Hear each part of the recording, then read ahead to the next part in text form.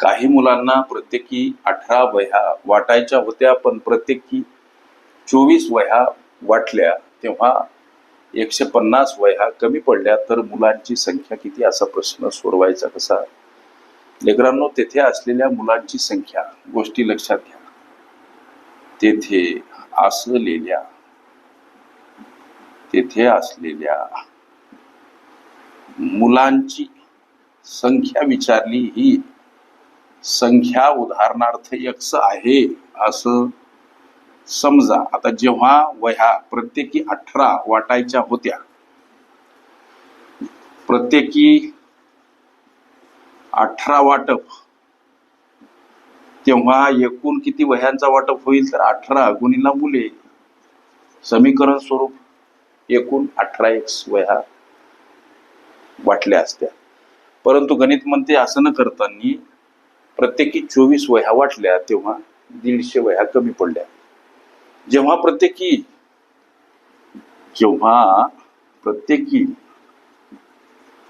24 वह्या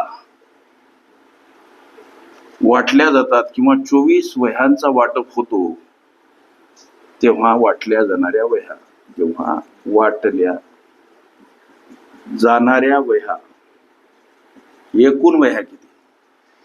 तर प्रत्येकी 24 एकूण मुलं x, समीकरण स्वरूप एकूण 24x वह्यांचा वाटप होईल.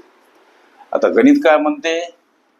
गणित म्हणते काही मुलांना प्रत्येकी 18 वह्या वाटायच्या होत्या. असं जर केलं असतं तर एकूण 18x एवढ्या समीकरण स्वरूप वह्या वाटल्या गेल्या असत्या. मात्र असं न करताना प्रत्येकी 24 याप्रमाणे वह्या वाटल्यामुळं 150 वह्या कमी पडल्या.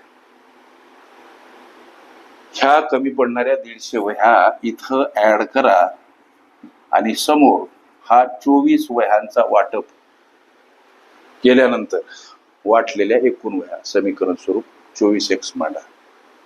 जर ह्या 150 वह्या कमी पडल्या नसत्या तर प्रत्येकी 24 वह्या प्रत्येकाला मिळाल्या असत्या, असा याचा उलट अर्थ होतो.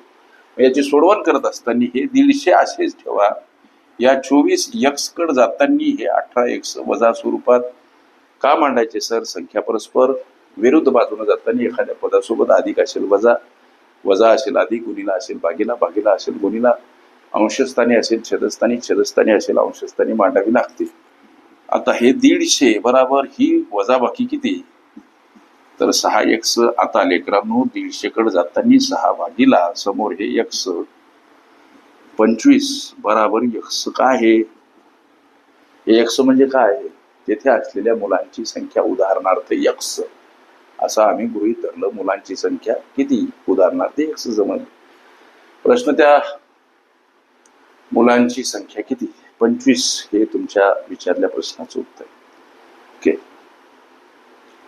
संकीर्ण प्रश्न संच ही माझी प्लेलिस्ट अवश्य बघा. त्यामध्ये विविध स्पर्धकांनी विविध अंकांनी विचारल्या संभाव्य अशा असंख्य प्रश्नांचा सराव तुम्हाला करते.